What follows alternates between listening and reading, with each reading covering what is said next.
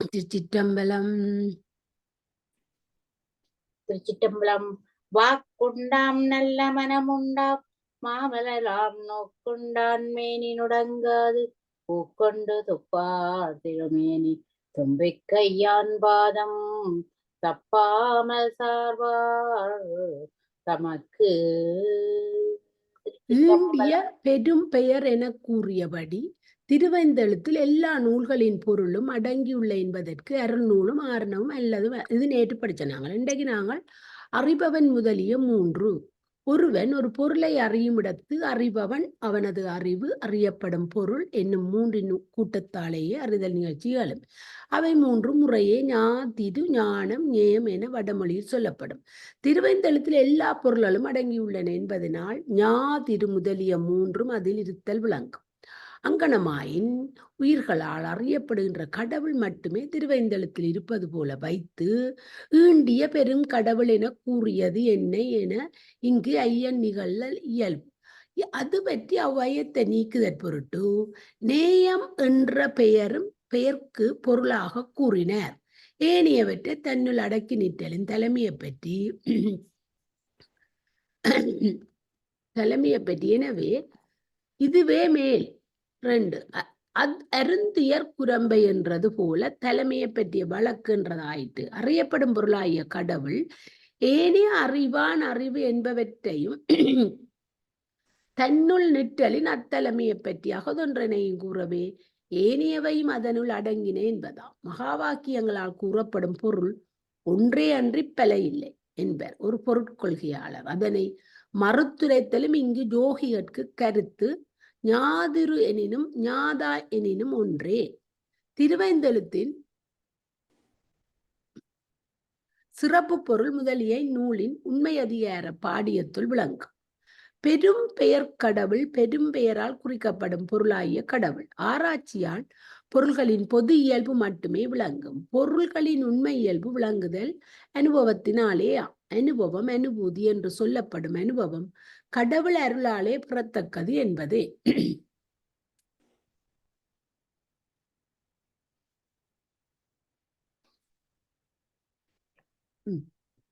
ஆயிரத்துள் கடவுள் மகன் ஏதாலும் விளங்குதா?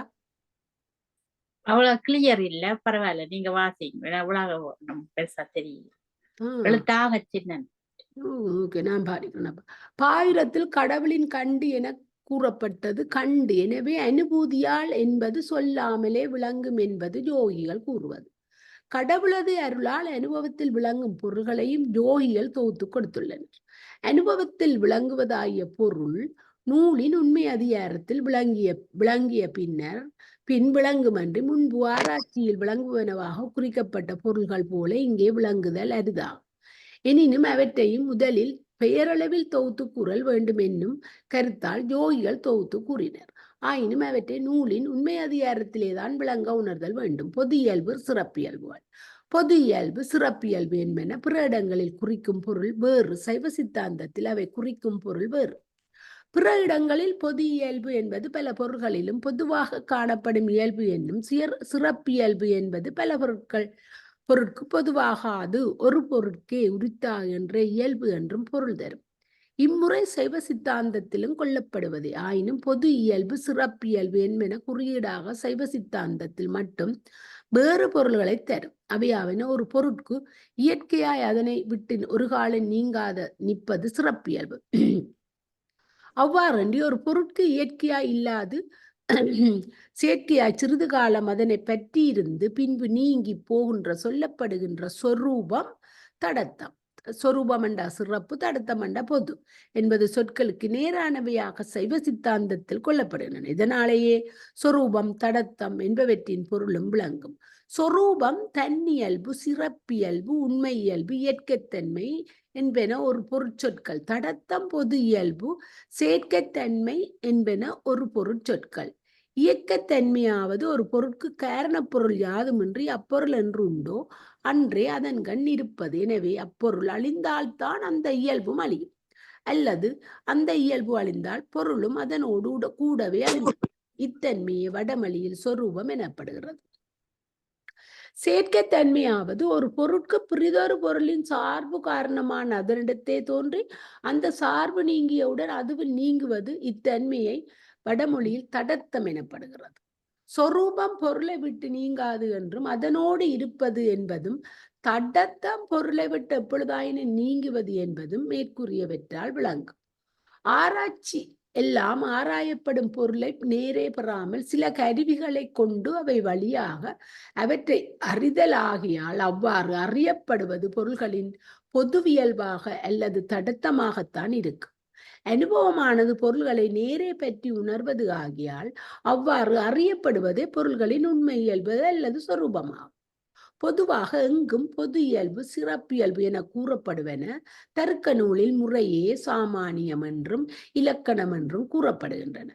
வைசேடிய நூலில் சொல்லப்படும் விசேடம் என்பதையும் சிறப்பியல்பு என்பதாக கொள்ளலாம். உயிர்கட்கு பெத்தம் முத்தி என இருவகை நிலைகள் உள்ளன என்பது மேலே குறிக்கப்பட்டுள்ளது. அவற்றின் உயிர்கள் பெத்த நிலையில் நிற்கும் நிலையில் அவற்றை பற்றியும் அவற்றோடு தொடர்பிட்டு நிற்கும் ஏனைய பொருள்களை பற்றியும் அறியப்படுவன பொது இயல்பு எனப்படும். தடத்த லக்கணமும் உயிர்கள் முத்தி நிலையை எய்திய காலத்தில் அவற்றை பற்றியும் அவற்றோடு தொடர்புட்டு நிற்கும் ஏனைய பொருள்களை பற்றியும் அறியப்படுவன உண்மை இயல்பு எனப்படும் சொரூப லக்கணம் ஆகும். இது சிவப்பிரகாச நூலின் ஆசிரியராக உமாபதி தேவர் அந்நூலின் பாயிரத்தில் பொது உண்மை என கருதி யானும் அருத்தி மிக உரைப்பன் என அந்நூலில் கூறப்படும் பொருளை பொது உண்மை என இரண்டாக பகுத்து கூறி நூல் முடிவில் மலை வரும் உணர்வால் பெத்த முத்திகள் மதித்தாம் அன்றே என கூறி முடித்ததனால் நன்கு விளங்கும். என்னடா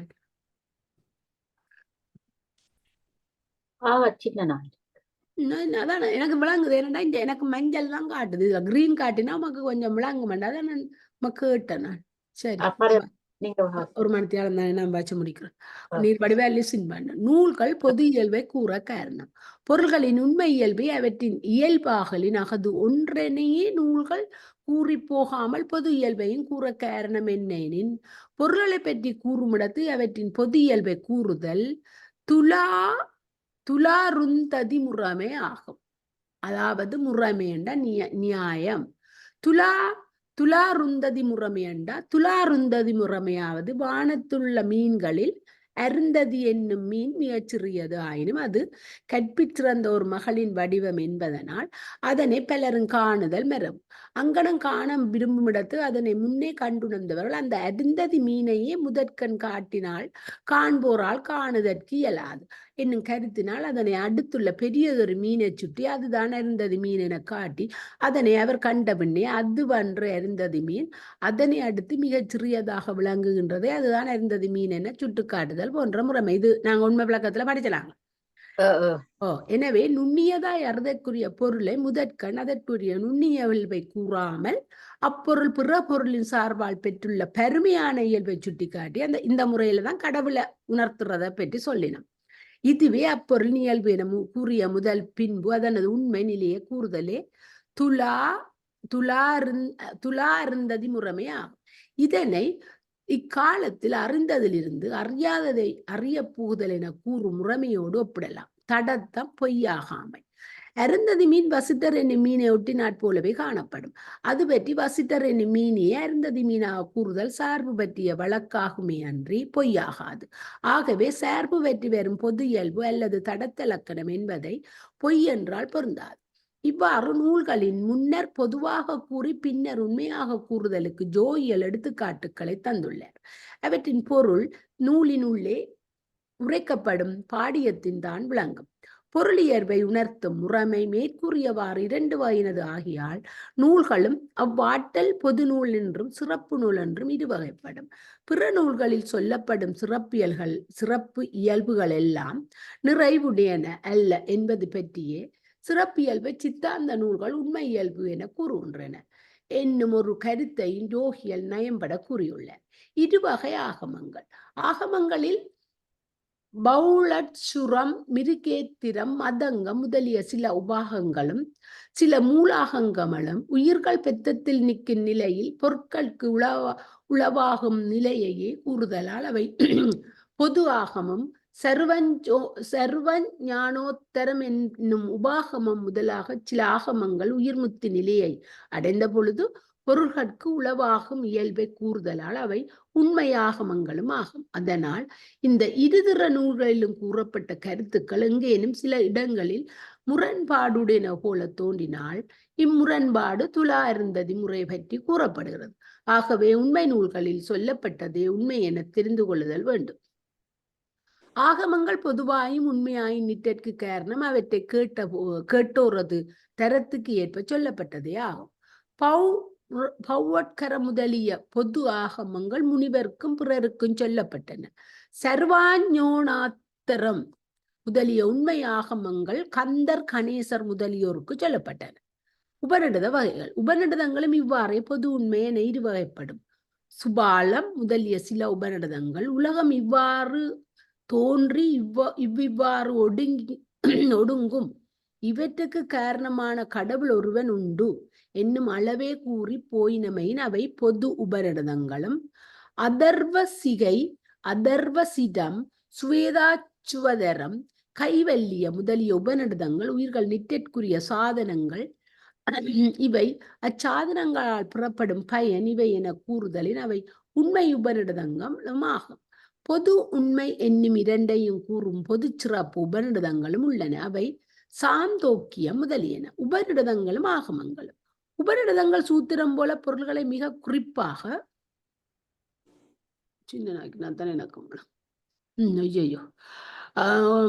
மிக குறிப்பாக பொதுப்பட கூறுதலாலும் உபநிடதங்களில் அங்கனம் கூறப்பட்ட பொருள்களை சிவாகமங்கள் பாடியம் போல சிறப்பு வகையில் தெளிவாக கூறுவதாலும் உபநிடதங்கள் பொது நூலும் சிவாகமங்கள் சிறப்பு நூலுமாய் உள்ளன. பொது நூற்கூற்றுக்கள் வேண்டுவார் வேண்டியபடி பொருள் கொள்ளுதற்கு இடந்தரும். சிறப்பு நூற்கூற்றுக்கள் அவ்வாறன்றி அவை கூறும் பொருளையே யாவரும் கொள்ள நிற்கும்.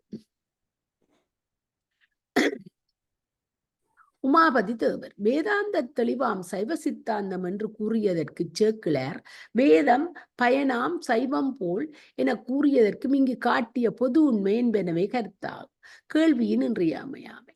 நூல்கள் இங்கனம் பொதுவாயும் உண்மையுமாய் நிற்கும் நிலையை உணராவிடு ஒன்று சொல்லியதை மற்றொன்று சொல்லாமல் வேறு சொல்கின்றதே இகது என்ன என நல்லாசிரியரை அணுகி கேட்பின் இது பொது இகது உண்மை என அவர் தெளிவுபடுத்துவார். ஆகியால் ஆசிரியரின்றி தாமே நூல்களை ஓதி உணர்ந்து கொள்ள முடியும் என எண்ணி உணர முயல்பவருக்கு இவ்வாறான குழப்பமே மிஞ்சும். இதனையே திருக்களிட்டுப்படியார் சாத்திரத்தை ஓதினர்க்கு சற்குருவின் தன் வசன மாத்திரத்தை வாய்க்கு நலம் வந்துருமோ ஆர்த்த கடல் தண்ணீர் குடித்தவர்க்கு தாகம் தணிந்திடுமோ தென்னீர் மையாய் இதனை செப்பு என கூறிட்டு தமிழில் உள்ள நூல்கள் அல்லது சாத்திரங்கள் தமிழில் சிறப்பாக நூல் எனப்படுபவையும் மேற்கூறியவாறே பொது நூல் எனவும் சிறப்பு நூல் எனவும் இருவகைப்படுத்துவனவே ஆகும். ஞானாமிர்தம் முதலியன பொது நூல்கள், திருவுந்தியார் திருக்களிட்டுப்படியார் முதலியன சிறப்பு நூல்கள், சிவஞான போதம் முதலியன பொதுவும் சிறப்பும். குறிப்பு: திருக்குறள் பொதுமறையாக யாவராலும் கொள்ளப்படுதலின் அது பொது நூலா. திருமுறைகள் சிறப்பு நூலும் ஆதலால் இங்கு கொள்ளத்தக்கது. உணர்வின் 4 படிநிலைகள்.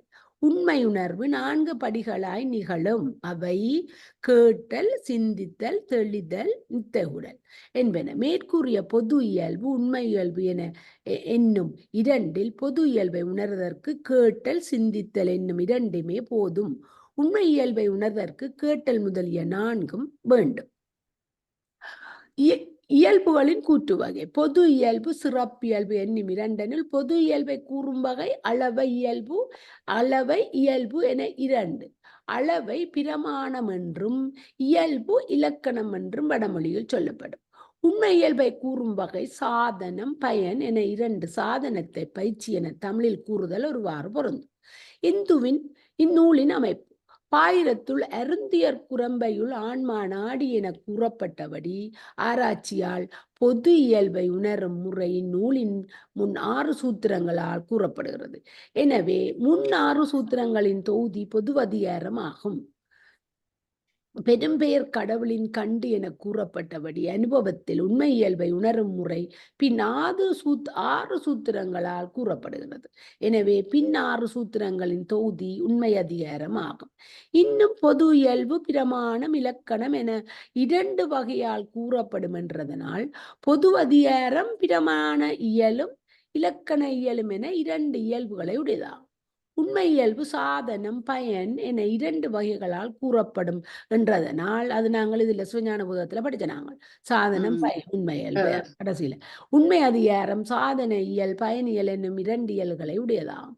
குறிப்பின் நூலை வழிநூலாகிய சிவஞான சித்தியார் பெறவக்கம் பாயிரத்தில் இறைவனையும் இறைவனால் இயம்பும் நூலும் ஈண்டளவும் பொருளியல்பும் வேண்டும் செய்தி முறைமைகளும் பெத்தமொடு முத்தியெல்லாம் இந்நூலின் சொல்ல சிப்பாம் என பொதுவாக கூறப்பட்டது அன்றி பொது உண்மை என 2 அதிகாரங்களாகவும் 4 இயல்களாகவும் பிரித்து காட்டவில்லை. சிவப்பிரகாச நூல் பொது உண்மை என 2ஆய் பிரிக்கப்பட்டுள்ளது.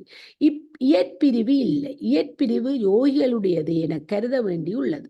பாண்டி பெருமான் விருத்தியிலும் இயற்பிரிவு அதிகார பிரிவு இல்லை. துறைசை ஆதீன பதிப்பில் உள்ளவை பதிப்பித்தோர் சேர்த்தனவாகும். அதிகார பயன் பொது அதிகாரத்தில் கூறப்படும் ஆராய்ச்சியால் எய்தும் பயன் பொது இயல்பை உணரும் முறையால் அகையிருளாகிய ஆணவமலன் நீங்குதலும். உண்மை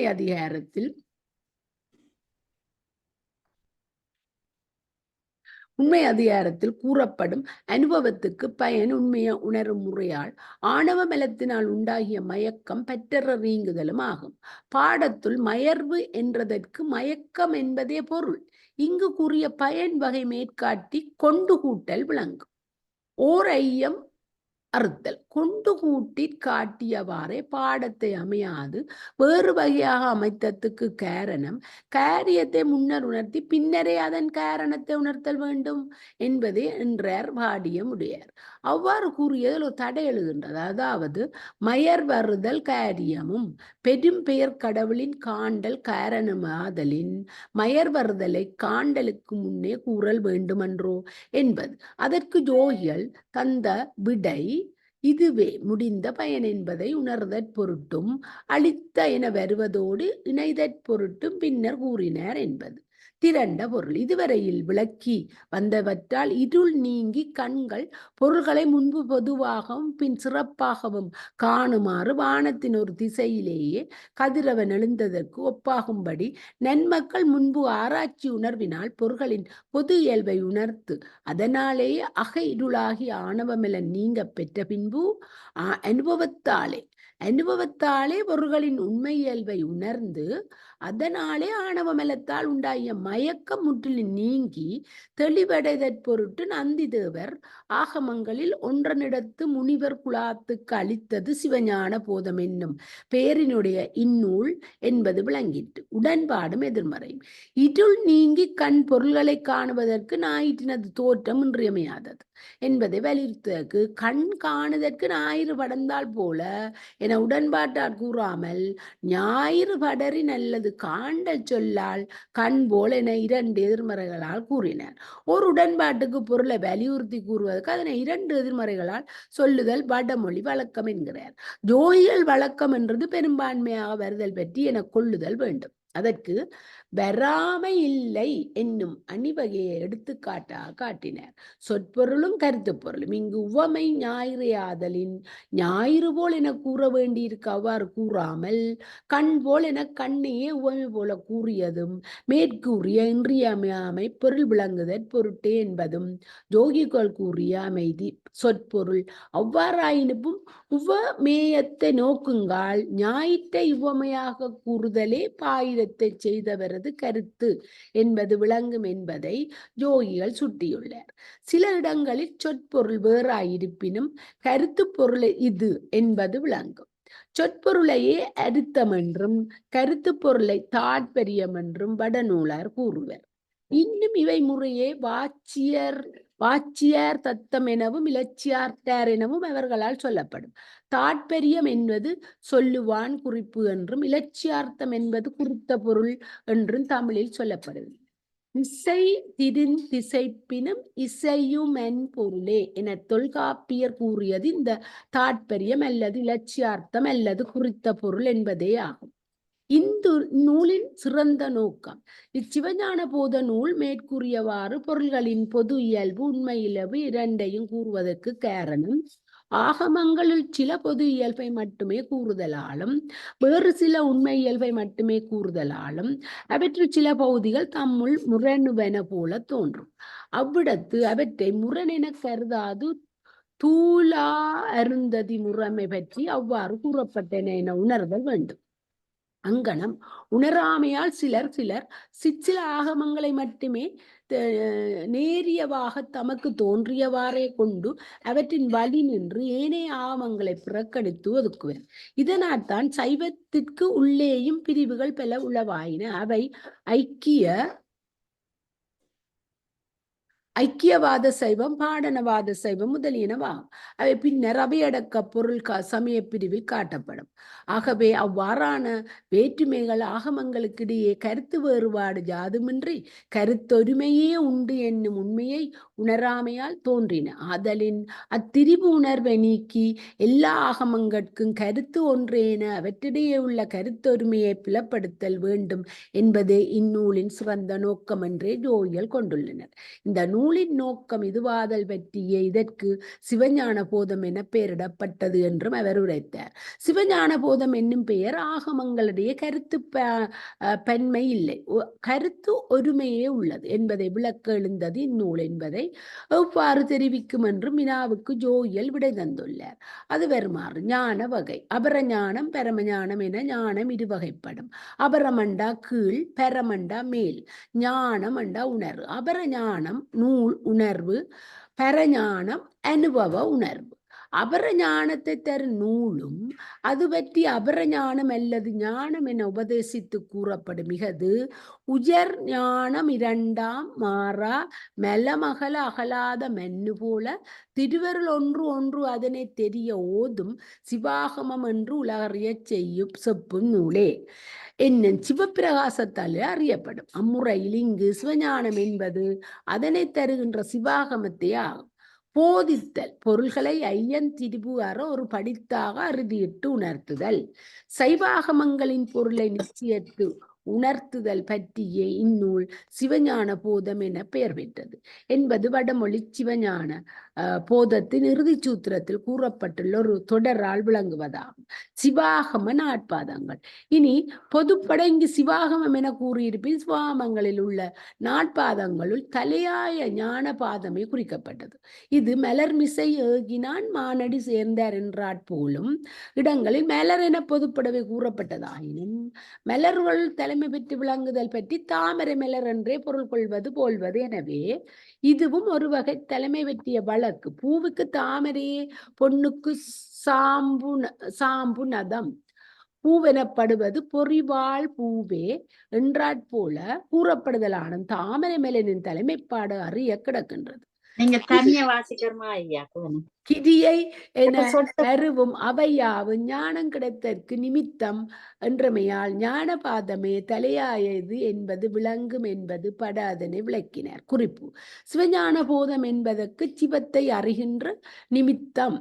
சிவஞானம் என்பது சிவத்தை அறிகின்ற அறிவை போதித்தல், அதாவது விளக்குதல் என பொருள் கொள்ளுதல் எளிதாகும்.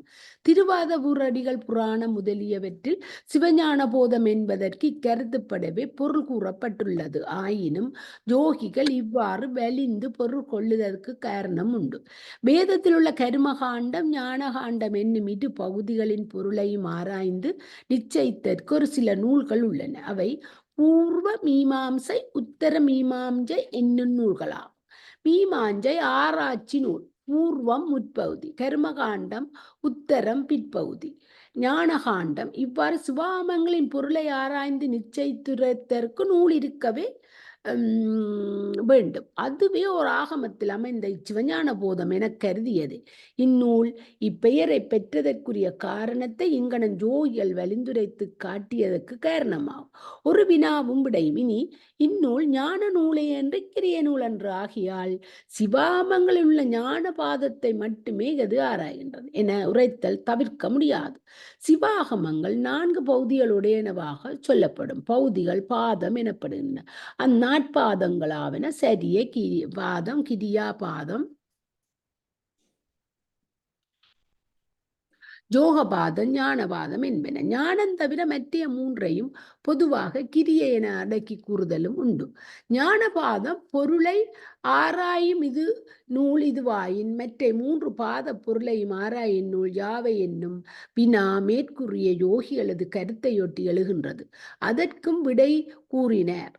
அற்றேல் ஏனைய 3 பாத பொருள்களை ஆராயின் நூல்கள் யாவையும் எனின் சோம சம்பு சிவாச்சாரியர் செய்த கிரியா காண்ட கிராமாவலி முதலியனவும் என்பதும் அவ்விடை. தடையும் விடையும். இவ்விடையை தொடர்ந்து ஒரு தடை எழுகிறது. சிவாமங்களை செய்தவன் சிவபெருமான். அவனே அந்த ஆகமங்களுக்கு ஆராய்ச்சி நூலை அவற்றோடு கூடவே செய்ய வேண்டுவதில்லை.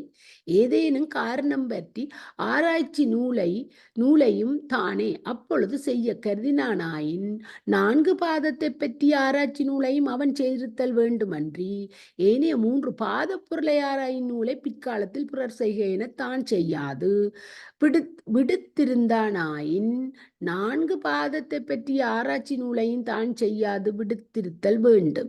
இவற்றில் யாதொன்றுமின்றி ஒரு பாதத்தை ஆராயும் நூலை தானே செய்து ஏனைய 3 பாதங்களின் ஆராய்ச்சி நூலை பிறர் செய்க என விடுத்தான் என்றால் பொருத்தமானதாக தோன்றவில்லை என்பது அந்த தடை. அதற்கும் அவர் விடை கூறினார். ஏனைய 3 பாத பொருள் பற்றி திரிவு அதாவது பிழை தோன்ற காரணம் இல்லை. ஏனெனில் ஏனைய 3 பாதங்களின் ஞானத்தை அடைவதற்கு வாயில்களாவே அமைவன. அது கிரிய என மருவும் அவை யாவும் ஞானம் கிடைத்தற்கு நிமித்தம் என்னும் சிவப்பிரகாசத்தாலும் விளங்கும். ஆகவே அவ்வாயில்கள் சிறுபான்மை வேறுபடவும் அமையலாம். ஏனெனில் அவை எவ்வாறாயினும் ஞானத்தை அடைவித்தல் பிழையாதகளின் யார் யார் எவ்வவாகமத்தின் வழி தீங்கை பெற்றார் அவரவர் அவ்வாகமத்தில் சொல்லப்பட்ட முறையையே அனுட்டிக்க என்றும் எவ்வக்கோயிலில் எவ்வவாகமத்தின் வழியே பிரதிட்சை முதலியன செய்யப்பட்டன அவ்வக்கோயிலின் அவ்வவாகமத்தில் சொல்லப்பட்ட முறைப்படியே நித்திய பூசை சிறப்பு விழா முதலியவற்றை நடத்துக என்றும் ஆகமங்களைத்தானே கூறப்படுவதால் அவை பற்றியோர் ஆகமத்தில் முறை இவ்வாறு கூறப்பட்ட மற்றோர் ஆகமத்தில் முறை பிரிதோராற்றலால் கூறப்பட்டது. என்னை என்னும் ஐயத்திற்கோ அல்லது இவ்வாகமத்தில் சொல்லப்பட்ட முறையே முறை அவ்வாகமத்தில் சொல்லப்பட்டது முறையன்று என்னும் திரிவிற்கோ இடமில்லை. ஆகவே அவற்றுக்கு ஆராய்ச்சி நூல் தேவையில்லை. ஏனைய 3 பாத பொருள்களின் காணப்படும் வேறுபாடுகளுக்கும் கற்பபேதங்களும் அனுட்டிப்பவரது கருத்து வேறுபாடுகளும் காரணங்களாக சொல்லப்படுகின்றன. இனி ஞானாவாதம் பொருள்களின் இயல்பை வரையறுத்து கூறுவது ஆதலின் அவ்வரையறையில் வேறுபாடு இருத்தல் இயலாது. ஆயினும் வேறுபாடு இருத்தல் போல காணப்படுதல் மேற்கூறிய தூளா அருந்ததி முறை பற்றி சில இயல்புகள் பொதுவாக கூறப்பட்டவை ஆகும். ஆதலின் இவை பொதுவாக கூறப்பட்டன. இவை உண்மையாக உணர்த்தப்பட்டன என தெரிந்துணர்தல் அருமையாதலின் அவற்றை அங்கனம் தெரிந்து நிச்சயித்து உணர்த்தும் ஆராய்ச்சி நூல் ஞான பாதத்திற்கே வேண்டப்படுவதாகும். அத்தகைய நூல் பிறரால் செய்ய இயலாது. ஆதலின் ஆகமங்களை செய்த அவனே ஞான பாத ஆராய்ச்சி நூலையும் செய்தான். இவ்வகையில் உள்ளது அவர் கூறியுள்ள விடை. மேலும் ஓர் ஐயமும் விளக்கமும். அங்கனமாயின் சோம சம்பு சுவாச்சாரியார் முதலியோர் ஏனைய 3 பாத பொருளையாராயின் நூலை செய்தனர் என மேற்கூறியது ஏன் என்பதற்கு அவர்கள் அப்பாத பொருள்களை ஆராய்ந்து நூல் செய்தனர் என்றது பொதுவாக கூறியது. உண்மையில் அவர்கள் 3 பாத பொருள்களுக்கு கருத்தொருமை காட்டவில்லை மற்றும் 3 பாத பொருள்களின் சிலவற்றை இவ்வாகமத்தில் கூறப்பட்டன இவை என்பதை தெளிந்து கொள்ளாது இவை என்ன என ஐயுற்றும் சிலவற்றை பற்றி ஒன்றை அங்கு கூறப்பட்டால் அன்றி வேறுபட உணர்த்தும் அல்லல் உருவார்க்கு அங்கனம் உறாதவாறு உண்மை சம்பிரதாய மாத்திரையே அதாவது மரபு நிலையை மட்டுமே தெரிவித்தனர். அதனால் அந்நூல்களில் சிவஞான போதம் போல ஆய்வு நூல்கள் அல்ல என விளக்கம் தந்தார். ஆகம பொருள்களுள் முரண் போல காணப்படுவன சில. அவை அங்கனமாயின் ஆகுக. ஞானப்பாத பொருள்களுள் ஆகமங்களில் காணப்படும் முரண்பாடுகள் யாவை என்னும் வினாவுக்கு அங்கனம் காணப்படுவன சிலவற்றை யோகிகள் எடுத்து கூறியுள்ளார். அவை சுவாயம்புவம் முதலிய சில ஆகமங்களில் உள்பொருள்கள் 7 என கூறப்படுகிறது. பௌட்சரம், மதங்கம் முதலிய சில ஆகமங்களின் உட்பொருள்கள் 6 என கூறப்படுகிறது. பராக்கியை முதலிய சில ஆகமங்களின் உள்பொருள்கள் 5 என கூறப்படுகின்றது. சர்வ ஞானோத்தரம் முதலிய சில ஆகமங்களின் உள்பொருள்கள் 4 என கூறப்படுகிறது. இரௌரவம், மிருகேந்திரம் முதலிய சில ஆகமங்களின் உள்பொருட்கள் 3 என கூறுகிறது என்பன.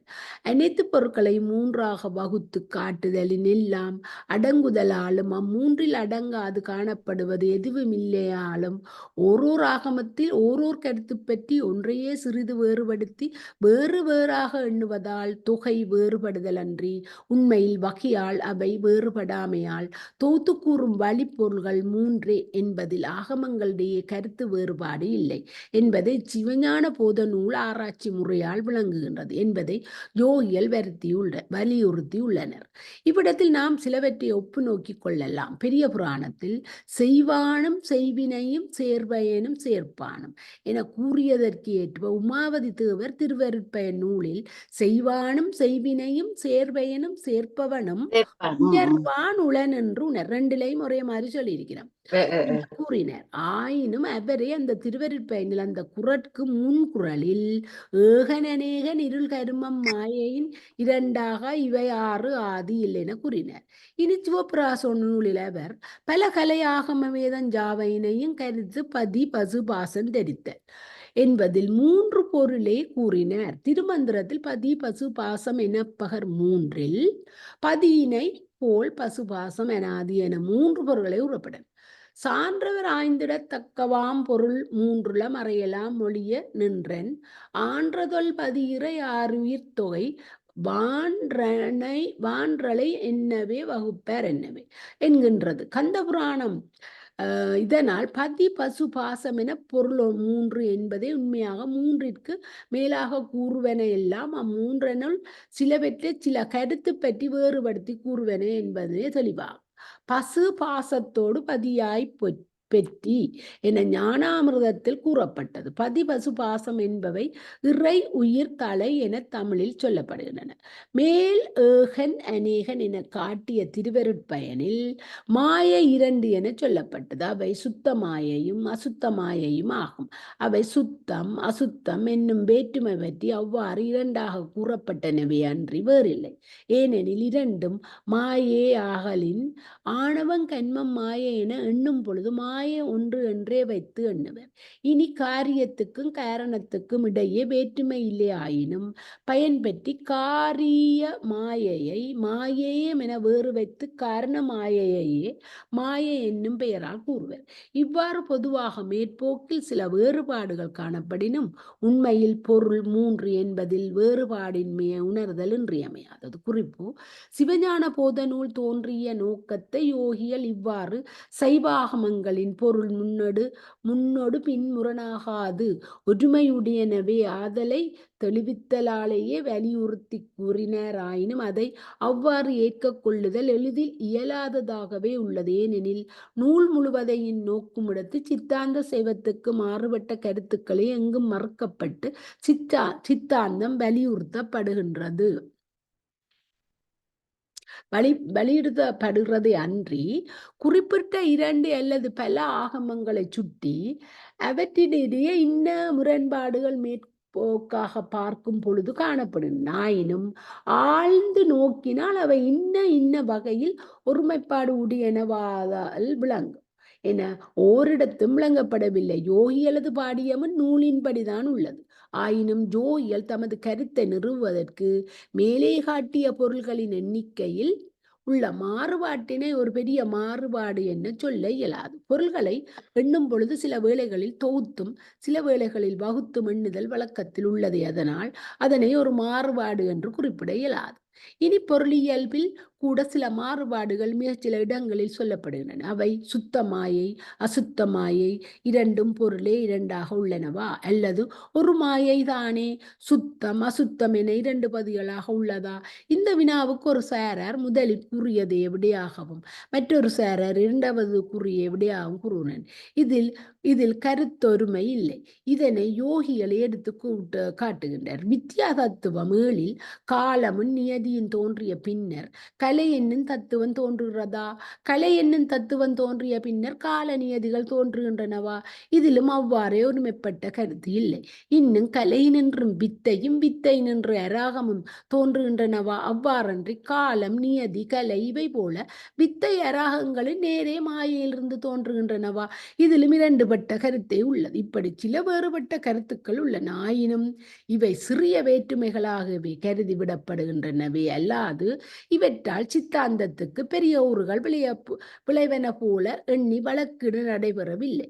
சைவாகம பொருளில் மட்டுமன்றி இத்தகைய வேறுபாடுகள் வேதாந்தத்திலும் சில உள்ளன. அவை தீர்க்கப்படாமல் தான் உள்ளன. ஆகவே இத்தகைய சிறு முரண்பாடுகளை தீர்க்க யாரும் முன்வந்ததில்லை, வருவதில்லை.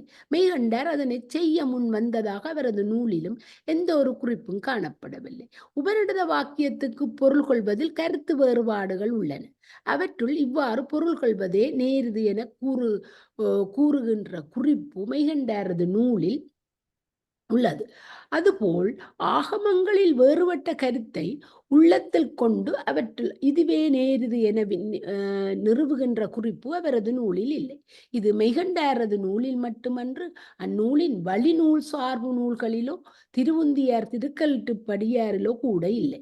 பண்டை மறைகளும் அது நானானேன் என்று பாவிக்க சொல்லுவது இப்பாவகத்தை காணும் என்று சிவஞான சித்தி நூல் ஓரிடத்தில் கூறுகின்றது. அது அகம் பிரகஸ்மான்மி சோஹம்ஸ்மி என்னும் வேதாந்த வாக்கியங்களின் சித்தாந்த பொருள் இதுவே என தெரிவிப்பதாகும்.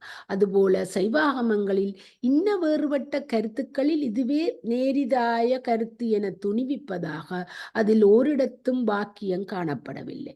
ஆகவே சிவஞான போதம் எழுந்த நோக்கம் சைவாகமங்களின் பொருள் நிச்சயம் உணர்தல் என்றால் ஜோகிகளது தனிப்பட்ட கருத்து என கொள்ளலாம். ஜோகிகள் தாம் கருத்துக்கு வடமொழி சிவஞான போத இறுதி சூத்திரத்தின் ஒரு தொடரை மேற்கோளாக காட்டுகின்றார். அத்தொடர் சைவத்தின் பொருள் நிச்சயத்தை இவ்வாறு சிவஞான போனத்தில் உணர்க என கூறுவதாம். இதில் நிச்சயம் என்பதற்கு பூர்வபட்சங்களால் உண்டாகும் மலைவு நீங்கி உணரும் சித்தாந்தம் என பொருள் கொள்ளுதலில் இடர்பாடு எதுவும் இருப்பதாக தோன்றவில்லை. ஆகவே சிவஞான போதம் என்பதற்கு இதுவே பொருள் எனவும் அதனால் சித்தாந்தத்தை அங்கனம் தெளிவுபட நிறுவுதல் பற்றிய இந்நூல் சிவஞான போதம் என பெயர் பெற்றது எனவும் கொள்ளலாம். வடமொழி சிவஞான போதத்தில் வரும் மேற்காட்டிய தொடர் இங்கு உணர்க என்று இல்லாமல் சிவஞான போதத்தில் உணர்க என்று இருப்பதனால் சிவஞான போதம் என்னும் பெயருடைய நூல் வேறு இருத்தல் வேண்டும் என்பது கொள்ள கிடக்கிறது. அது மெய்கண்டார் செய்த தமிழ் சிவஞான போதமே. வடமொழி சிவஞான போதம் அதன் மொழிபெயர்ப்பே என்பதற்கு அந்த வடமொழி சிவஞான போதமே சான்றாகிறது என்பர் திரு காவண்ணா சூனா பிள்ளை முதலாய் சிவாமங்கள் என்பர்லார். இப்பாயிரத்தில் சிவஞான போதம் நந்தி தேவரால் முனிவர் குலாத்துக்கு அளிக்கப்பட்டதாக கூறப்பட்டமையால் நந்தி தேவர் சிவஞான போதத்தை பெற்றது எவ்வாறு என்னும் வினாவை எடுத்துக்கொள்ள அதற்கு விடை கூறுவதற்கு ஜோகிகள் முதற்கண் சிவாமங்கள் தோன்றிய வரலாற்றை ஓரளவில் கூறினர். சிவாமங்கள் தோன்றிய வரலாறு சிவாமங்களிலே சொல்லப்பட்டுள்ளன. உலகம் முழுவதையும் காரண நிலையில் ஒடுக்கிய முற்றளிப்பு காலத்தில் சர்வசங்கார காலத்தில் படைத்தல் முதலிய தொழில்கள் யாதொன்றுமின்றி வாழா இருக்கும் நிலையில் சிவன் பரம சிவன் என சொல்லப்படுவான். பரமன் மேலானவன், பரமம் மேலுள்ளது.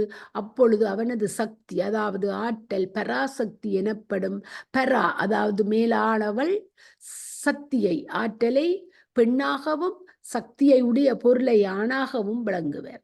சக்தியை அதாவது ஆற்றலை உடையவன் சத்தன் என்றும் சக்திமான் என்றும் சொல்லப்படுவான். புத்தியை உடையவன் புத்திமான் என கூறுதல் பலரும் அறிந்தது.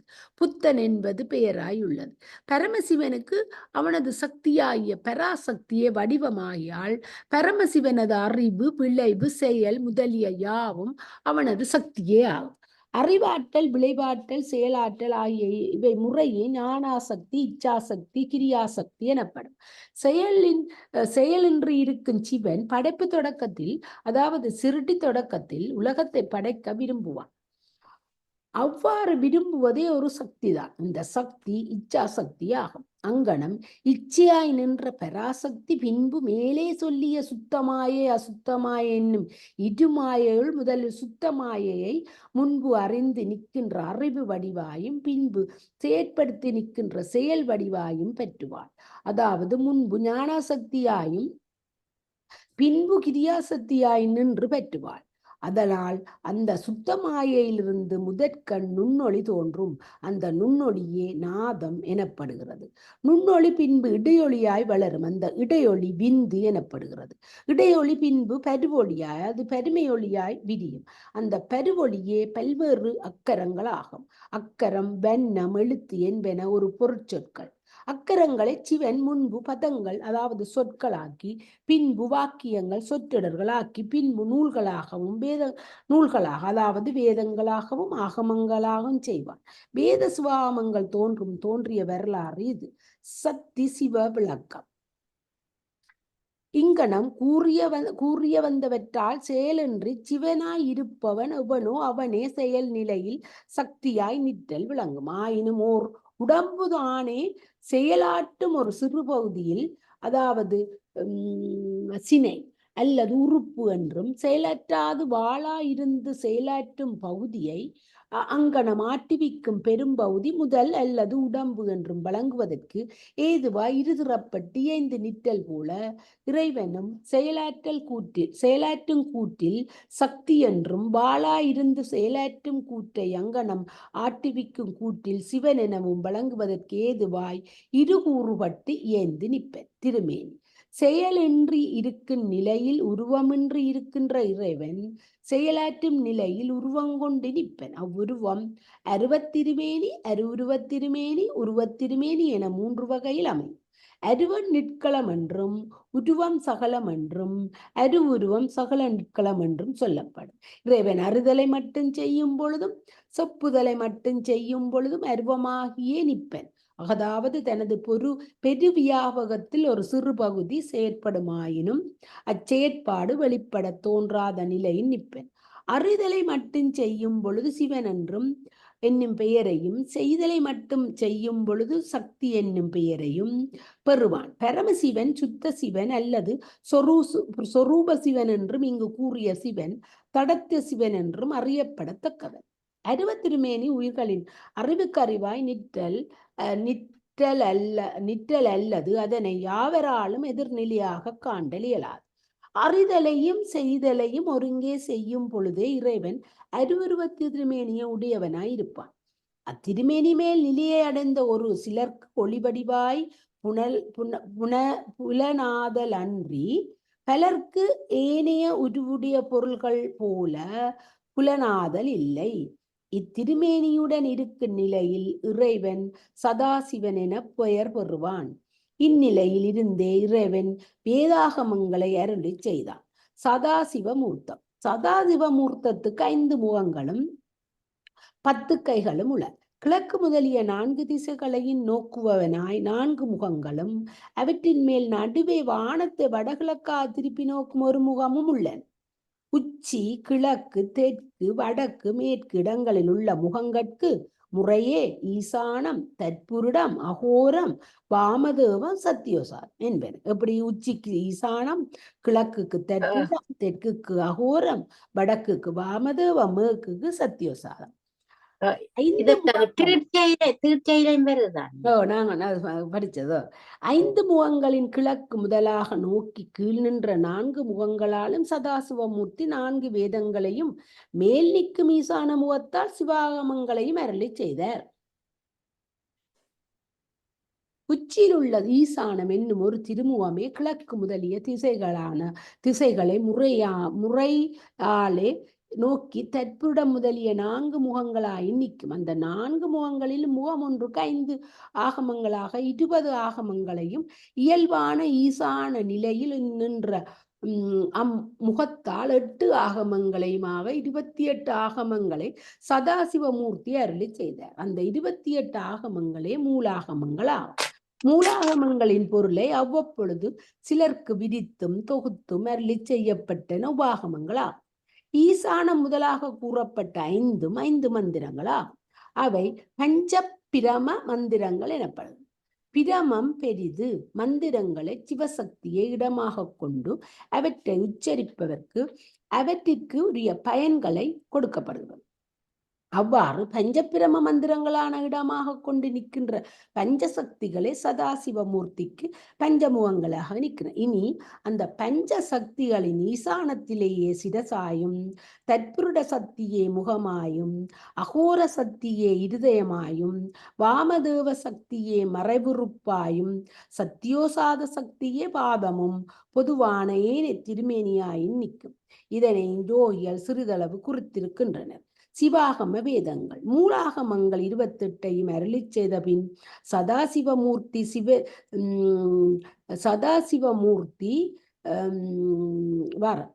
சிவர் என்னும் சிறப்பு பெயரை பெற்றோர் 13 உருத்திரர் என்னும் சிறப்பு பெயரை பெற்றோர் 18 ஆக 28 உபதேசித்தார்.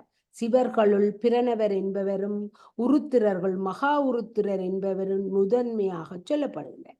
சிவர் என்போருக்கு இதெல்லாம் நல்லபடியா உண்மை விளக்கத்துல படிச்சுக்கலாம். சிவர் என்போருக்கு உபதேசிக்கப்பட்ட 10 ஆகங்களும் சிவபேத ஆகமங்கள் என்றும், உருத்திரர் என்போருக்கு உபதேசிக்கப்பட்ட 18 ஆகமங்களும் உருத்திர பேத ஆகமங்கள் என்றும் குறிக்கப்படுகிறது. இவ்வாறு 28 ஆகமங்களுள் ஒருவருக்கு ஒன்றாக 21 தனித்தனி வேறு வேறாக உபதேசித்தமையால் இவ்வுபதேச முறை பிரதி சம்மிதா முறை எனப்படுகிறது. பிரதி சம்மிதை தனித்தொகுதி. அதன் பிறகு சதாசிவமூர்த்தி வித்தியேஸ்வரர் என பெயர் பெற்றுள்ள 8 பேர்களில் முதல்வராகிய அனந்ததேவர் என்னும் ஒருவருக்கு 28 ஆகமங்களையும் உபதேசித்தார். அனைத்தையும் தொகுத்து ஒருவருக்கே உபதேசித்தமையால் இவ்வுபதேச முறை மகௌவ முறை எனப்படுகிறது. மகௌவம் பெருந்தொகை. அனைத்து ஆகமங்களையும் கேட்ட அனந்ததேவர் தமக்கு கீழுள்ள உருத்திரர் பலருள்ளும் முதல்வராகிய சீகண்ட உருத்திரர் என்பவருக்கு அவற்றை அருளி செய்தார். சீகண்ட உருத்திரர் லோகவாசிகள் பலரும் சிவாகமத்தை கேட்டல் வேண்டும் என்ற கருத்தினால் முதற்கண் நந்தி தேவருக்கு ஆகமங்கள் அனைத்தையும் அருளி செய்தார். இவ்வாறு வந்த ஆகமங்கள் சீகண்ட உருத்திரமிருந்து எல்லா ஆகமங்களையும் கேட்ட நந்தியம் பெருமான் ஆகமங்களை சிலவற்றில் ஒன்று சொன்னபடி மற்றொன்று சொல்லாமல் சில பொருட்களை வேறுபட கூறுவது என்ன என்றும், ஆகமங்கள் இங்கனம் வேறுபட கூறுமாயின் எதில் சொல்லியதை உண்மை என கொள்வது என்றும் ஐயுருவராய் தமக்கு ஆகமங்களை உபதேசித்த சீகண்ட முதல்வரையே வணங்கி அது பற்றி விளக்கம் தரும்படி வேண்டினர். சீகண்ட உருத்திரர் சரிய முதலிய நாட்பாதங்களுள் முதல் 3 பாதங்களிலும் அனுட்டானம் எனப்படுகின்ற சைவசார முறையே கூறப்படுகிறது. அம்முறை கற்பத்திற்கு கற்பம், அதாவது காலத்துக்கு காலம் வேறுபடலாம். அன்றியும் அவற்றை அனுட்டிப்பவரது தகுதி பற்றியும் அவை வேறு வேறாக கூறப்படலாம். அதனால் அவரும் தம் ஆசிரியர் எவ்வாகமத்தின் வழி தீக்க செய்து அதில் உள்ள முறையை கற்பித்தாரோ அவ்வம்முறையிலேயே நிற்கற்பாளர். அதனால் ஒரு சார் ஆகமத்தின் வழி ஒழுகுவோர் பிறிதொரு சாரர் ஆகமத்தில் சொல்லப்பட்ட முறை பற்றி மலைவு எய்தல் வேண்டுவதில்லை. ஆயினும் ஞானவாத பொருள் அத்தகையன அல்ல. அவை பொருளியல்பு ஆதலின் அவ்வியல்பை ஒரு சாரார் ஒரு வகையாகவும் மற்றொரு சாரார் மற்றொரு வகையாகவும் உணர்தல் பொருந்தாது.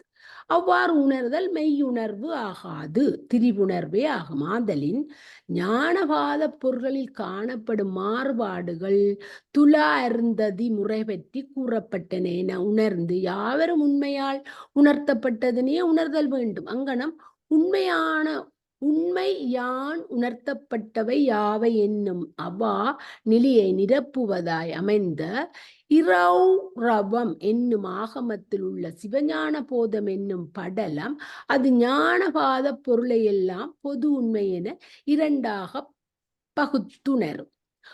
முகத்தால் எல்லா ஆகமங்கட்கும் கருத்து ஒன்றே என தெரிவிப்பது என கூறி அச்சிவஞான போத படலத்தை செவி அறிவு உறுத்தார். குறிப்பு. எல்லா ஆகமங்களையும் சீகண்ட உத்திரர் நந்தியம்பெருமானுக்கு முன்னே உபதேசித்தார் என கூர்ணமையால் மீட்டும் இவ்வொரு படத்தை அவர் நந்தியம்பெருமானுக்கு உணர்த்தினார் என்றது முதலில் எல்லா ஆகமங்களுக்குள்ளும் இகதென்று என்பது போல பொதுவாக சொல்லி பின்பு இதன் சிறப்பை எடுத்து கூறி சிறப்பாக உணர்த்தினார் என கொள்ளத்தக்கதாய் உள்ளது. ஜோயல் நமது பாடியத்தில் சிவஞான போதம் என்பது இரௌரவம் என்னும் ஆகமத்தில் ஒரு படலமாய் உள்ளது என்றே எங்கும் குறிப்பிட்டுள்ளார். வடமொழி சிவஞான போத சிவாக்கிரக பாடிய தொடக்கத்திலும் இந்த அளவே கூறப்பட்டதாயினும் சிவஞான போதம் என்பது இரௌரவம் என்னும் ஆகமத்தில் பாச விமோசன படலம் என்னும் படலத்தில் உள்ள 12 சூத்திரங்களின் தொகுதி என்றே வேறு சிலர் கூறியுள்ளனர். இன்னும் பாச விமோசன படலம் என்பது இரௌரவம் என்னும் ஆகம படலங்கள் 73வது படலம் என்றும் அப்படலங்களின் அத்தியாயங்களில் 12வது அத்தியாயத்தில் 12 சூத்திரங்களின் தொகுதியே சிவஞான போதம் என்னும் பெயரியது. விமோசன படலம் என்பது இரௌரவம் அதுல இருந்துதான் இந்த சிவஞான போதம் வந்திருக்கு. இன்னும் பாச விமோசன படலம் என்பது இரௌவம் என்னும் ஆகம படலங்களுள் 73வது படலாம். இரௌவம் என்றது ஆகம படலங்களுள் 73வது படலமா. அந்த படலத்தின் அத்தியாயத்தில் 12வது அத்தியாயத்தில் 12 சூத்திரங்களின் தொகுதியே சிவஞான போதம் என்னும் பெயர் என்று சிவஞான போத வசன அலங்கார தீபம் விசேர விஞ்ஞானவத்தில் சொல்லப்பட்டுள்ளது. இகது அந்நூலாகிய காசி வாசி செந்தில் நாதையர் அவர்களுக்கு மொத்த கருத்து என்பதில் ஐயமில்லை.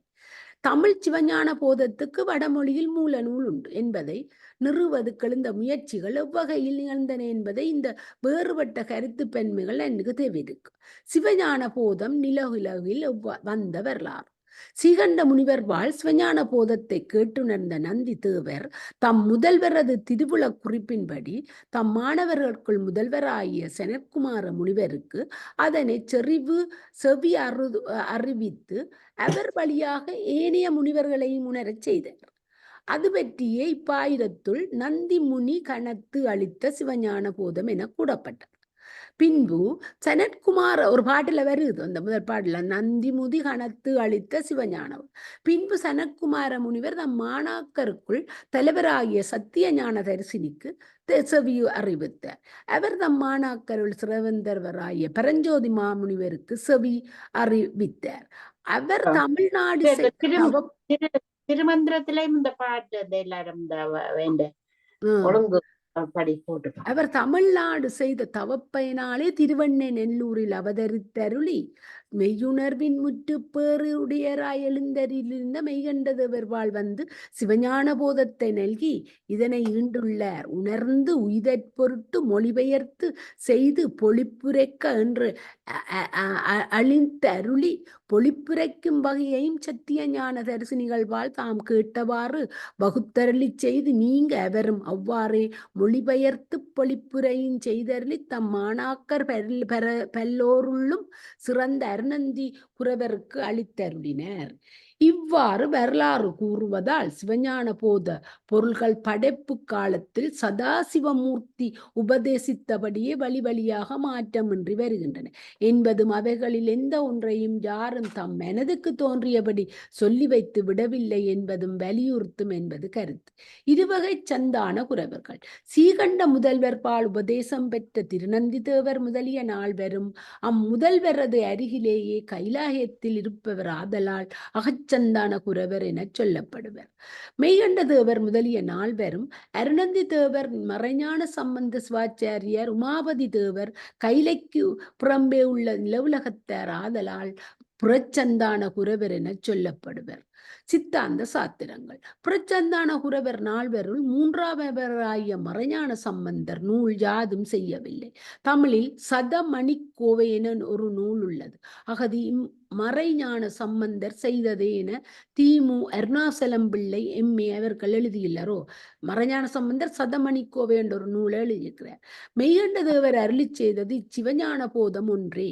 இவர் தம் மாணாக்கர் அருணந்தி தேவர் செய்தவை சிவஞான சித்தியார் 20 என 2. இவற்றுள் சித்தியார் பரபக்கம் சுபபக்கம் என்னும் இரு பெரும் பிரிவுகளை உடையதாக சிவஞான போதத்தின் சிறந்த வழி நூலாய் திகழ்கின்றது. 20 அவர் தம் ஆசிரியரை வினாவி ஐயம் தீர்ந்தவற்றால் செய்யப்பட்டது. உமாபதி தேவர் 8 நூல்களை செய்தார் என்பது மரபு. அவை சிவப்பிரகாசம், திருவருட்பயன், வினாவெண்பா, போற்றிப்பகருடை வெண்பா, கொடிக்கவி, நெஞ்சு விடுதூது, உண்மை நெறி விளக்கம், சங்கற்ப நிரகனம் என்பன. குறிப்பு: இவற்றுள் உண்மை நெறி விளக்கம் செய்தவர் சீகாழி தத்துவநாதர் என்பது ஆராய்ச்சியில் விளங்குவது என திரு எஸ் எனவாத. வேற யாரோதான் செய்தது, இங்க எல்லாரும் மாதி மாதி என்று புத்தகம் வழியே போட்டிருக்கணும். உண்மை நெறி விளக்கம் முதலியோர் கருதலாயினர் என்னும் உண்மை நெறி என்பதே நூலின் பெயர். அகது உமாபதி தேவர் செய்ததே. அதற்கு விளக்கம் எழுதியவரே சீகாழி தத்துவநாயர் என திரு வச்சிரவேல் முதலியார் அவர்கள் கருதுகிறார். 2 கருத்து இருக்குது. மெய்கண்ட தேவருக்கு மாணாக்கரை இருந்த பலருள் மற்றொருவர் திருவதிகை என வாசகம் கடந்தார் என்பவர் உண்மை விளக்கம் என்னும் ஒரு நூலை செய்தார். ஆகவே மெய்கண்ட தேவரை தொடங்கி நோக்கும் பொழுது சைவ சித்தாந்த சாத்திரங்கள் 12 தோன்றிமை விளங்கும். மெய்கண்ட தேவருக்கு முன்பே திருவியலூரில் உய்யவந்த தேவனார் என்பவர் ஒருவர் நல்லாசிரியர் ஒருவரிடத்தை உபதேசம் பெற்று சிந்தித்து தெளிந்து நிட்டை கூடி சிவானுபூதி செல்வராய் விளங்கியிருந்தார். அவர் திருவுந்தியார் என்னும் ஒரு நூலை அருளி செய்தார். அவர் தம் மாணாக்கர் ஆளுடைய தேவநாயனார் என்பவர். இவர் திருக்கடவூரை வாழிடமாக கொண்டிருந்தார். அவர் தம் மாணாக்கர் ஒருவருக்கு தம் ஆசிரியர் பெயரையே தீட்சாணமாக சூட்டினர். அதனால் முன்னர் கூறப்பட்டவர் திருவியலூர் உய்யவந்த தேவனரா என்றும் இவர் திருக்கடவூர் உய்யவந்த தேவநாயனார் என்றும் குறிப்பிடப்படுகிறார். இங்க திருக்கடவூர்ல வேற யார் முத்தி அடைஞ்சது? கொஞ்சம் முதல் படிச்ச நாங்கள் மார்க்கண்டேயர், அபிராமி பட்டர், அதான் இந்த அபிராமி அந்தாதிய அதான் அபிராமி பட்டரும் அங்கதான் வாழ்ந்தார். இந்த திருக்கடவுரிய வந்த நேரம் மார்க்கண்டேட்ட இதுல கேட்டேன் நான் கேள்விய. அவ கேட்டுட்டு சொன்னேன் நான் திருக்கடவுரிய வந்தது நேரம். இத்திருக்கடவூர் வழி நூலாக அதன் பொருளை விரித்து திருக்களிட்டுப்படியார் என்னும் ஒரு நூலை செய்தார். இவ்வாறு மெய்கண்ட தேவருக்கு முன்பே ஒரு சந்தானம் 2 சாத்திரங்கள் தோன்றி நிலவியமை அறியப்படுகிறது. பிற்காலத்தில் மெய்கண்ட சந்தான நூல்களோடு அந்த 2 நூல்களையும் முன்னர் வைத்து 14 சாத்திரம் என பிற்காலத்தார் தொகுத்தனர். அந்த 14 நூல்களை முறையாக குறிப்பிடுவது கீழ்காணும் ஒரு தனி வெண்பா. அதாவது உந்து களிரே உயர்போதம் சித்தியார் விந்திருவா உண்மை விளக்கம் வந்தவருட்பண்பு வினாம் போற்றிக்கொடி பாசமிலா நெஞ்சு விடு உண்மை நெறி சங்கற்பம் உற்று. சந்தானத்தில் வந்த நூல்கள் என்பது பற்றி இவற்றை இவ்வாறு அறிஞர்கள் தோத்தனர். உமாபதி தேவருக்கு சில தலைமுறை இடையிட்டு தோன்றியவர் சீர்காழி சிற்றம்பல நாடிகள் என்பவர். அவர் செய்த துகளறு போதம் என்ற அடுத்த புத்தகம் இதுதான். துகளறு போதம் என்பதும் சிறந்த சித்தாந்த சாத்திரமே. இகது உண்மை நெறி விளக்க நூலில் 10 கூறிய நிலைகளை 30 அப்போ உண்மை நெறி விளக்கத்தில இந்த தசகாரியம் 10 சொன்னத இஞ்ச இவர் துகளறு போதத்தில 30 விரித்து இருக்கிறார். அப்ப அந்த உண்மை நெறி விளக்கம் படிச்சு தசகாரியத்தை நாங்க தெரிஞ்சு கொண்ட மாதிரி துகளறு போதா எனக்கு ஞானாமிர்தம் சிவஞான மாவாடியம் துகளறு 3 படிக்கணும் என்று சரியான விரும். ஏறக்குரிய திருவிந்தியார் காலத்தில் தோன்றிய ஒரு நூல் ஞானாமிர்தம் என்பது. இதனை செய்தவர் திருவெற்றியூர் வாசீக முனிவர் என்பவர். ஞானாமிர்தம் என்பதற்கு ஞான நூல்களாகிய சிவாகமங்களின் தெளிவு என்பது பொருள். எனவே இகது ஆகமங்களின் வழி நூலாய் விளங்குவதாகும். சிவாகமங்கள் சரியாவாதம் முதலிய 4 வாதங்களை உடையன ஆதலின் ஞானாமிர்த நூலும் சரியாவாதம் முதலிய 4 வாதங்களை அமைந்தது என சொல்லப்படுகிறது. ஆயினும் இன்று கிடைப்பது ஞானவாதம் ஒன்றுமே. சிவஞான போத மாவாடியம் உடையராக மாதவ சிவஞான யோகிகள் தமது மாவாடியத்தில் பல இடங்களில் துகளறு போதம் ஞானாமிர்தம் இவற்றை சிறந்த பிரமாணமாக எடுத்து காட்டுவதை காணலாம். துகளறு போதமும் ஞானாமிர்தமும் தொகையில் சேராமல் தனித்தனி நூல்களாய் நின்று நிலவுகின்றன. அதுதான் ஒருத்தருக்கும் பிடிக்கிறீல்ல, தனித்தனி கண்டினியூவா ஒரு கருத்தை சொல்லாது. அந்த ஐயா சொல்ற அந்த அந்த அந்த அந்த ஒரு ஒரு ஒரு ஆள் இந்த யூடியூப் போட்டு காட்டேன், அவர் அப்படி தனித்தனியா தான் சொல்றதால எனக்கு அதை பிடிக்க முடியாம இருக்கு. அந்த என்ன சொல்ற எந்த நூல்ல முதல் பாட்டையே எடுக்க முடியாம நான் இருக்கிறேன். ஏனண்டா அந்த அப்ப இப்பதான் எனக்கு விளங்குது, அது அப்படித்தான் இருக்குது. ஆராய்ச்சி குறிப்பு. சிவஞான போதத்தின் சார்பு நூலாகிய சிவப்பிரகாசத்தை அருளிச் செய்த உமாபதி தேவர் அந்நூலின் பாயிரத்தில் தமது குருபரம்பரையை பற்றி ஒரு செய்யுளிலும் தமது நூல் வகை பற்றி பெற்றொரு செய்யுளிலும் சில செய்திகளை கூறியுள்ளார். அவற்றுள் குருபரம்பரையை பற்றி கூறிய செய்யுளில் தேவர் பிரான் வளர்கையிலை காவல் பூண்ட திருநந்தி என தொடங்கி தம் ஆசிரியராகிய மஞான சம்பந்தர் வரையில் முறையாக கூறியுள்ளார். ஆயினும் நூல் வழியே கூறிய இடத்தில் தெரிந்த குரு முதல்வர் உயர் சிவஞான போதம் செப்பினார். பின்பு அவர் புதல்வர் சிவஞான சித்தி விரித்தனர் என்று மெய்கண்ட தேவர் செய்த சிவஞான போதத்தையே முதலாவது நூலாக கூறினார். சிவஞான சித்தி செய்த ஆசிரியரை சிவஞான போதம் செய்த ஆசிரியருக்கு, அதாவது ஞானபுத்திரராக, அதாவது மாணாக்கராக கூறியதனால் தெரிந்த குரு முதல்வர் என குறிக்கப்பட்டவர் மெய்கண்ட தேவரே என்பதில் ஐயத்துக்கு சிறிதும் இடமில்லை. முதற் சிவஞான போதம் சிவாமங்களின் ஒன்றன் பகுதி என்பது உண்மையாயின் அதனை அன்று உமாவதர் முதல் குறித்திருத்தல் வேண்டும். அகதியின்மையால் முதற் சிவஞான போதம் சிவாமங்களின் ஒன்றன் பகுதி என்னும் கூற்று உண்மையாகாது. இடைக்காலத்தில் புனியப்பட்டது என்பது தெளிவு என்பது இக்கால ஆராய்ச்சியாளர் பலது துரிவா. மேலும் மற்றொரு கருத்தையும் ஆராய்ச்சியாளர்கள் வெளியிடுவர். அது வருமாறு: வடமொழியிலிருந்து தமிழில் பெயர்க்கப்பட்ட நூல்கள் பல உள்ள. அவற்றை அவ்வாறு பெயர்த்து செய்வோர் இகது இன்ன வட நூலிருந்து பெயர்க்கப்பட்டது என்பதை நூற்பாயிரத்தில் தவறாது குறிப்பிடுதலை காணலாம். இதோட ஒரு தலைங்கத்தோட நிப்பாடு. வடநூலிலிருந்து எடுக்கப்பட்டது என கூறுவதனாலேயே இந்நூலுக்கு ஒரு தனிச்சிறப்பு உண்டாவதாகவும் அக்காலத்தில் கருதப்பட்டது. அந்நிலையில் சிவபெருமான் சிவாமங்களில் ஒரு பகுதியாக செய்ததே சிவஞான போதம் என்றால், அதனை தமிழில் மொழிபெயர்த்த மெய்கண்ட தேவர் தாம் செய்த தற்சிறப்பு பாயிரத்தில் இந்நூல் இன்ன ஆகமத்தில் இதனை இன்ன பகுதியாய் உள்ளதை நான் தமிழில் மொழிபெயர்க்கிறேன் என்று குறிப்பிட தவற மாட்டார். தற்சிறப்பு பாயிரத்தில் கடவுள் வாழ்த்தையும் அவையடக்கத்தையும் கூறிய அவர் நூல் வழி என்று ஒன்றை கூறவே இல்லை. அவர் வட நூலை தமிழில் பெயர்த்தார் என்பது உண்மையாயின் அதனை அவர் குறிப்பிடாமையால் உண்மையை வெளிப்படுத்தாது விடுத்தார் என்பதோடு நூலின் பெருமைக்கு குறைவு உண்டாக்கினார் என்பதும் படும். மெய்கண்டார் செய்தருளிய சிவஞான போதம் முதல் நூலை அன்றி மொழிபெயர்ப்பு அன்று என்பதற்கு ஆராய்ச்சியாளர் மற்றும் பல காரணங்களை காட்டுவர்.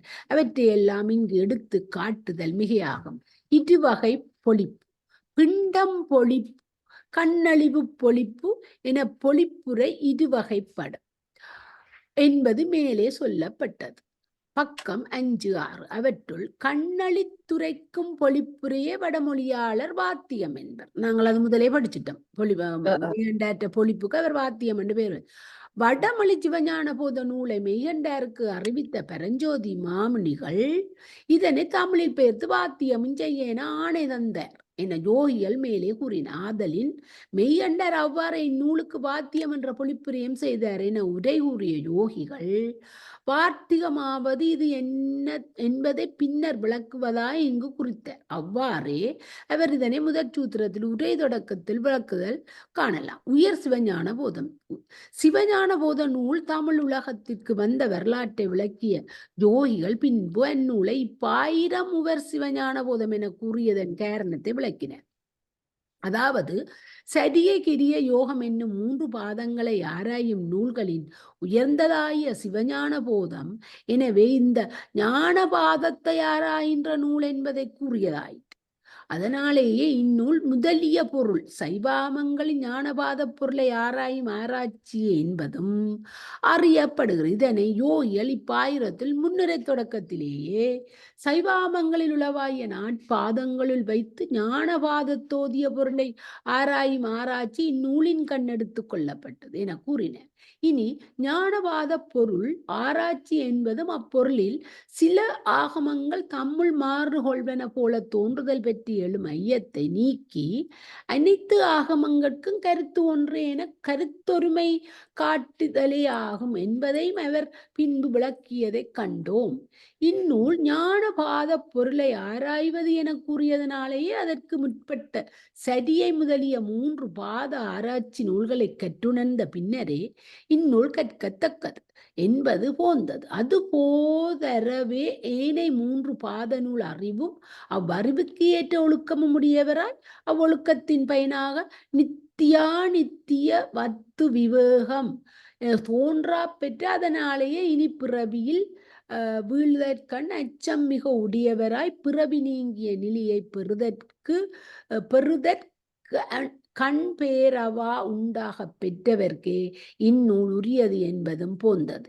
இன்ன நூலை கற்ற பின்னே இன்ன நூல் கற்கத்தகது என கூறுதலை ஆனந்தரியங்கூறுதல் என்றும், இன்ன சௌதிய உடையவரை இந்த நூலை கற்றற்குரியவர் என கூறுதலை அதிகாரிகளை கூறுதல் என்றும் வடநூலார் கூறுவர். அவை இரண்டும் உயர் சிவஞான போதம் என்ற ஒன்றினாலேயே அமைந்து கிடந்தன என்றார் யோகிகள். ஒரு தடை விடை முன் சென்ற பிறவிகளிலே சரியகிரிய யோகம் என்பவற்றை பற்றிய நூலறிவும் ஒழுக்கமும் பெற்று அறிவு முதிர்ந்தமையினாலே இப்பிறப்பின் தொடக்கத்திற்கே ஞான வேட்கை உடையவராய் இருப்போரும் சிலர் உள்ளர். அவர் சாமுசித்தர், அன்றைக்கும் படிச்ச நாங்கள் என்னத்திலேயோ சாமுசித்தர் என சிறப்பித்து கூறப்படுவார். அவர்களுக்கு இப்பிறப்பில் சரிய முதலிய 3 பாதங்களை ஆராயும் நூல்களை உணர்ந்த பின்னே இச்சிவஞான போத நூலை கேட்டல் வேண்டும். அவ சாமுசித்தர் மற்றவ அந்த 3 பேர் இருக்கிறார். ஒராக்கள் சாமுசித்தர் அது இல்லை சொன்னாதான் எனக்கு ஞாபகத்துல வரும்.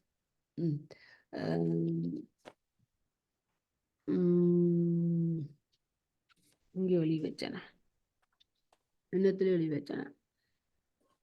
சரி, இவரு அங்கே கிடக்கு போல இருக்கு. சாமுசித்தர் முதலாவது பிராகிருதர் அவர்கள் உலகிலேயே அலந்தி கிடப்பவர்கள். எங்களை சொல்றது நைவனியர் சகல எனக்கு அதுதான் மனதில கிடந்தது. அந்த வை என்ன வரையில எங்கேயோ எழுதி வச்சேன்னா இங்கே தெரியல. அது சாமுசித்தர் நல்ல ஞாபகம் இருந்தது. நான் சொல்லி கொண்டிருந்தேன். இப்ப படிக்கிறபடியா எங்களுக்கு சிலர் என்ன சாமுசித்தர் அவர்களுக்கு இப்பிறகு சரியை முதலிய 3 பாதங்களை பற்றிய நூல் ஆராய்ச்சி வேண்டுவது ஆகையால 3 பாதங்களை ஆராயின் நூல்களை உணர்ந்த பின்னே சிவஞான போத நூலை கேட்டல் வேண்டும் என்பது தவிர்க்கவியலாத கட்டளை என்று மறுதளிப்பவர்க்கு இந்நூல் 9, 12 நூட்களில் கூறப்படுமாறு ஞான நெறியினிப்பார்க்கு பண்டை பழக்கத்தால் உலகில் தோன்றிய ஞானத்தை இழப்பியாமை பொருட்டு சரிய முதலியன வேண்டப்படுதலின் அவரும் முதற்கண் அதன் பொருட்டு சரிய முதலிய 3 பாத நூல்களை உணர்தல் இன்றியமையாததே என யோகிகள் விடை அளித்தார். என்ன 2 பேஜ் படிச்சு நிப்பாட்டுவோம். ஓகே. பொய் கண்டு அகன்ற மெய் கண்ட தேவன் என்பதற்கு பொய்யை பொய்யென்றே கண்டு அளித்த காரணத்தால் பெற்ற மெய் கண்ட தேவன் என்றும் பெயரை உடையவன் என்றும், தவறடி புனைந்த தலைமையோன் என்பதற்கு தவத்தோர் யாவரும் தனது திருவடிகளை தம் சென்னி மேல் புனைந்து கொள்ளதற்கு ஏதுவான தலைமையை உடையவன் என்றும் யோகிகள் பொருள் கூறினர். அதனால் இந்த நூலின் ஆசிரியரது பெருமை நன்கு விளங்குவதாகும். தலைமையாவது ஆசிரியர் தன்மை, தொடை விடை பொருட்சிறப்பை இங்கனம் பல்லாட்ட கட்டான் விளங்க உரைத்த யோகிகள் இறுதியில் இப்பாயிரத்தின் முகவிரையில் தாம் எடுத்துக்காட்டிய வினாக்கள் எல்லாவற்றுக்கும் இப்பாயிரத்தில் விடை அமைத்திருத்தலை விளக்கி முடித்தார். அவ்விளக்கம் வருமாறு: உயர் சிவஞான போதம் என்றதில் இந்நூலை கேட்டற்குரிய அதிகாரிகள் இவர் என்பதும், இந்நூல் நுதலிய அதாவது கூறற்கரிய பொருள் இது என்பதும், இந்நூலை கேட்டதற்கு முன்று இன்றியமையாதது கேட்டற்குரிய நூல் இது என்பதும், இந்நூலுக்கு ஆசிரியரால் இடப்பட்ட பெயர் இது என்பதும் ஆகிய பொருள்கள் விளங்கின. நந்தி முனி கணத்தளித்த சிவஞான போதம் என்றதனால் இகது இன்ன நூலின் வழி தோன்றி என்பது விளங்கினதை. நந்தி முனிகணத்து அளித்த சிவஞான போதம் இங்கே ஒரு பாடல் வருது. அது இது இந்நேர் அனுப்பி அந்த நந்தியின் வழித்தோன்றல்ல வந்தது. வெண்ணை சுவதேனன் எனவும் மெய்கண்ட தேவன் எனவும் கூறியவற்றால் இந்நூலை செய்த ஆசிரியர் பெயர் விளங்கின. நாடி தீர்ந்து கண்டு மயர்வு அற என்றதினால் இந்நூலால் பெறப்படும் பயன் விளங்கிட்டு. இது தமிழ் நூலாதலால் பற்றி தமிழ் வழங்கும் எல்லையே இந்நூல் வழங்கும் எல்லையாதலால் சொல்ல வேண்டுவதில்லை. இவ்வாறு முகவிரையின் தோற்றுவாய் செய்து கொண்ட பொருள்கள் 8ம் இச்சிறப்பு பாயிரத்தில் இங்க சிவஞான போதத்துல வர்ற பாட்டுகளை பற்றி தான் இங்க சொல்லினோம். அமைந்திருத்தலை விளக்கி இங்கு கூறப்பட்ட பொருள்கள் இந்நூற்கன்றி வேறு எந்நூற்கும் பொருந்தாத ஆதலின் இவை நூற்கே உரிய சிறப்பு பாயிரம் ஆதரையும் வலித்த. நாடி தீர்ந்து கண்டு மயர்வுற என்பதில் நாடி எனவும் கண்டு எனவும் கூறியதனால் நுதலிய பொருளின் வகை பொது சிறப்பு என 2 என்பதும் விளங்கிட்டென்று உரைத்தார். இலக்கண நூல்களில் சிறப்பு பாயிர இலக்கணமாக காட்டப்படும் ஆக்கியோன் பெயரே என்னும் நூற்பாவில் யாப்பு எனவும் கேட்போர் எனவும் கூறப்பட்டவற்றுக்கு முறையே ஆனந்தரியம் என்பதும் அதிகாரிகள் என்பதும் பொருள் என கொண்ட யோகிகள் அவற்றுக்கு மாறாக பண்டையுரையாசிரியர்கள் உரைத்த பொருளை தாம் தமது தொல்காப்பிய பாயிர விருத்தியுள் விரிவாக மறுத்திருத்தலை இங்கு சுட்டினர். ஆகவே அந்த விருத்தியைத்தான் கண்டுணர்தல் வேண்டும். அதனை இவ்விடத்தில் கூறின் மற்றொன்று விரித்தலாம். சரி, நாங்க மறுப்பு வருது, அதை பார்த்துட்டு நாளை படிப்போம். எடுத்து